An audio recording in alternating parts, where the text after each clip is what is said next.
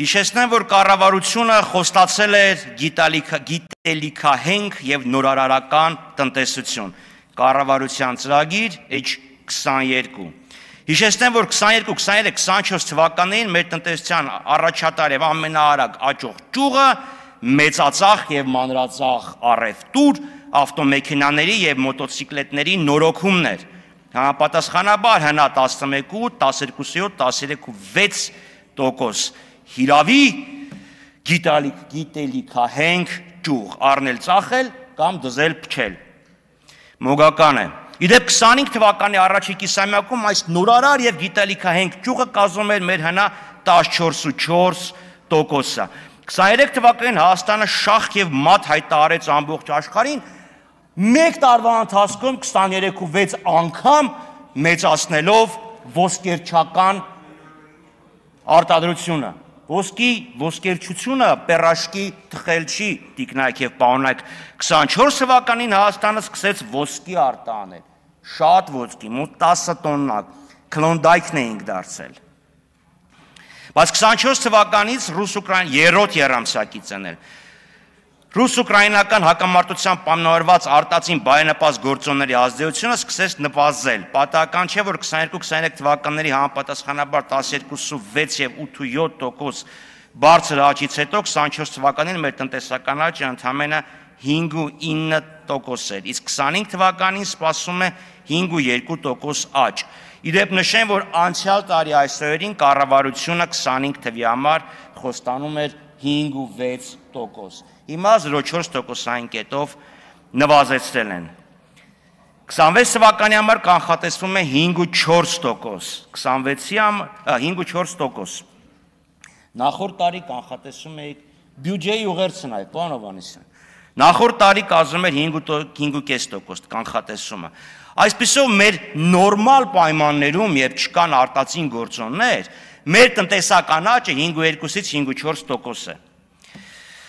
Հիշեցնեմ, որ կառավարությունը խոստանում էր տարեկան միջին աճի նվազագույն մակարդակ 7%, իսկ բարենպաստ արտաքին տնտեսական պայմաններում 9%, կառավարության ծրագիր նույնն է։ Մենք 2 տարի 9 ամիս ունեցել ենք բարենպաստ արտաքին պայմաններ։ Դա վերացավ 5.2-5.4։ Բայց ախր նորմալ պայմաններն էլ նորմալ պայմաններ չեն։ Տնտեսական աճն ապահովել է խիստ բարձր արտաքին պարտքային բեռի պայմաններում։ Տարեվերջին սպասվում է, որ պետական պարտքը կկազմի 5 տրիլիոն 820 միլիարդ դրամ։ Այսօրվա դոլարի կուրսով 15 միլիարդ 232 միլիոն դրամ։ Պարտքն հարաբերությունը 52.9, 26 թվականին 569 միլիարդ։ Եվ ինչի համար, 5.2-5.4%-ի համար, կասեք բան աղկինում, նենց, համաշխարհային բանկի ուրեմն Հայաստանի երկրորդ համակարգային ախտորոշման զեկույց H18 2000-ից 2008 թվականներին միջին տարեկան աճը կազմել է 11%։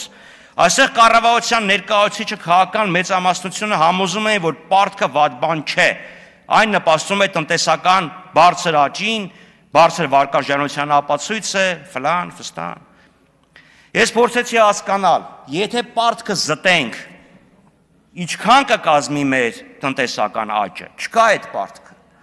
Պատասխան չունենք։ Գիտեք, պարոն Սուքիասյան, իմ ընկալմամբ մոտավորապես նույն հարցն էլ ձերն էր։ Այդ պարտքը մեր տնտեսության վրա ինչ դրական ազդեցություն է ունեցել։ Չկար այդ պատասխանը։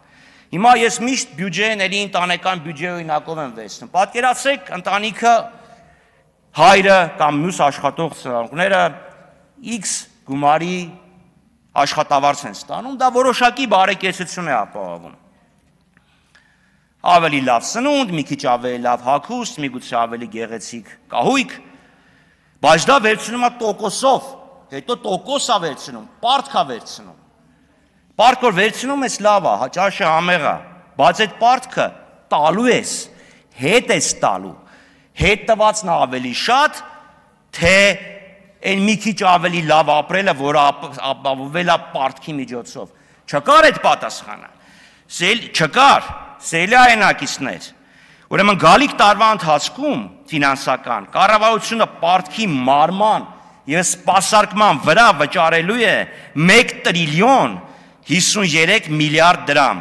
Այդքան գնալու է ընտանեկան բյուջեից։ 1 տրիլիոն 53 միլիարդ դրամ։ Շատ է, քիչ է։ Մենակ պարտքը 432 միլիարդ է, ներողություն, տոկոսը։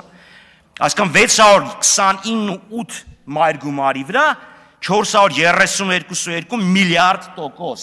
Համեմատության համար առողջապահության բյուջեն 212 միլիարդ, կրթության 361 միլիարդ,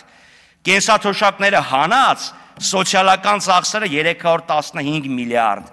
Եվ դա համար ինչ եք զարմանում, որ համաշխարհային բանկի նույն հաշվետվությունը 155 էջ ամբողջը չեմ տպել։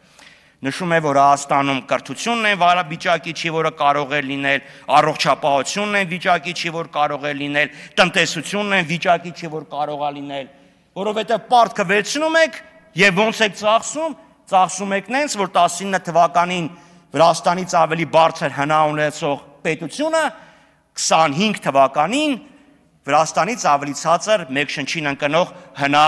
ունի։ Ստեղից հարցը տալիս են ֆինանսների նախարարն ասում է Վրաստանը Ռուսաստանի հետ սահման ունի։ Դահլիճից ինչ որ մեկն ասում է Վրաստանը ծով ունի։ Ստեղ են ասում որ նալլա քեզ չար սատանա։ Այդ սահմանը Ռուսաստանի հետ երեք առաջացավ, թե Սևծովը թազակցած գյոլա, նոր առաջացավ, 19 թվին չուներ։ Հայաստանը մեկ շնչին ընկնող հնայով տարածաշրջանի Կովկաս եւ Կենտրոնական Ասիա հետնապահ է, 12.5 հազար է այնտեղ մեկ շնչին ընկնող։